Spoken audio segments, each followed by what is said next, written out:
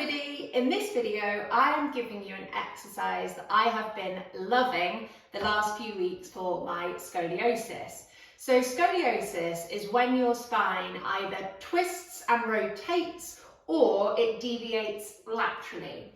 Lots of people will have been diagnosed with scoliosis, but lots of people will have scoliosis without a diagnosis. In my experience, most people who have a wonky pelvis will also, by that same notion, have a wonky spine. Because if your pelvis is wonky, the spine has to adapt, and scoliosis is a really common adaptation around a wonky pelvis. The move that we're going to do today is a little bit like supported bridge or fish pose if you do any yin yoga. It would be great if you had a yoga bolster, but using a yoga bolster is going to make this really intense. So if you are somebody with a very stiff spine and struggle with any form of back bend, I would recommend doing exactly the same thing that I'm going to do, but either with a rolled up towel, so you're making a much smaller curve in your spine. It'll make sense when I get going. Or maybe like a rolled up yoga mat like this. So we're basically using sausagey-like implements to prop our body into position. The wider, the bigger of the roll that we are using, the more intense it's going to be on your spine. So if this is all new to you, and if you know that you're sensitive in your back, especially in a back bend, start off small and work your way up over time. Do not rush into doing what will be the hardest version, because you might find it quite tough to get back out of it. So the exercise that we're going to do, like I said, it's kind of like a modified supported fish, supported bridge type position, is we're going to have our bolster so that it runs along our bra straps, or if you are male, where your bra strap might be if you wore one. So we're laying back over the bolster like so. And we can do with our hands what we want. We can have them palms facing up, which is going to make the stretch a little bit more intense, or you can have them on your belly, or if you want to make it really intense, you can take your arms overhead like so. What I would recommend if this is your first time doing it is to stick with the easiest version of it, just to kind of ease yourself into it. So I've got the bolster underneath my rib cage, and it's tilting and lifting it up, and it's kind of following the line of my bra strap. This may be a towel, it might be a rolled up yoga mat. Both of those are excellent alternatives. They're giving you the same movement in your spine, but in a less intense way. You can see here that I've got my head on the ground.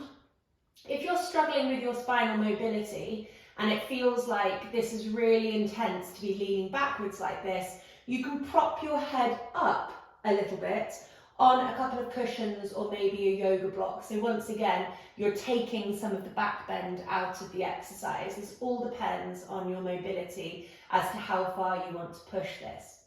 I would recommend starting off this exercise with bent knees and your feet flat on the floor, and just giving yourself a little bit of time to ease into it and see how your spine responds.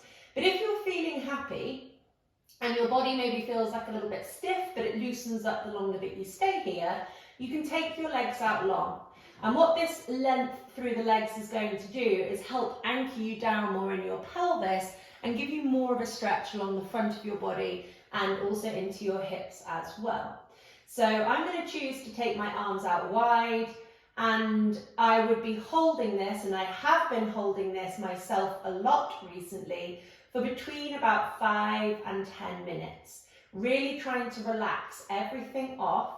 Breathe into my nose, send the breath deeply into my belly, and really try and get my rib cage and my diaphragm and my belly moving with my breath. So I'm trying to send that breath deeply into the diaphragm where it belongs. And the reason that this exercise has been so helpful for me recently is because having my rib cage angled in this position hits my own personal scoliosis, like in my mid-back, exactly where the scoliosis is. The first few times I did this, it was so intense through my spine, in a good way, by the way. It wasn't painful. It felt like I was being kind of winded, and I know that that might sound mad, but it was a good sensation. It wasn't ouch. My body wasn't tensing up around me. My back wasn't panicking. It was just a really intense stretch in my scoliosis. And I could feel my vertebrae like clicking into place, and lots of kind of funny things happened deep within my spine. It felt really good. So the first few times I did this, it was so intense, I couldn't hold it for very long. But my scoliosis has changed so much from doing this exercise the last few weeks that now I could lay here for really quite a long time with no problem whatsoever.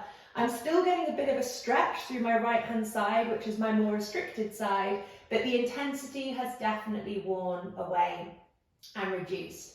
So what I want to do is call this exercise supported bridge, but it's supported bridge or supported fish with a horizontal bolster rather than a vertical one, because normally you'd have it along your spine. And what this does is really help to balance a wonky rib cage. And by balancing a wonky rib cage while asking for the spine to lengthen, you may find that you're able to work out some of those knots of scoliosis that you might have going on along your spine. Take your time coming out of it. You might need to push up into your feet and push the bolster out the way. Gently lower your pelvis back down to the floor and just give yourself a few seconds to recover before you move on, because it can be really intense for the spine.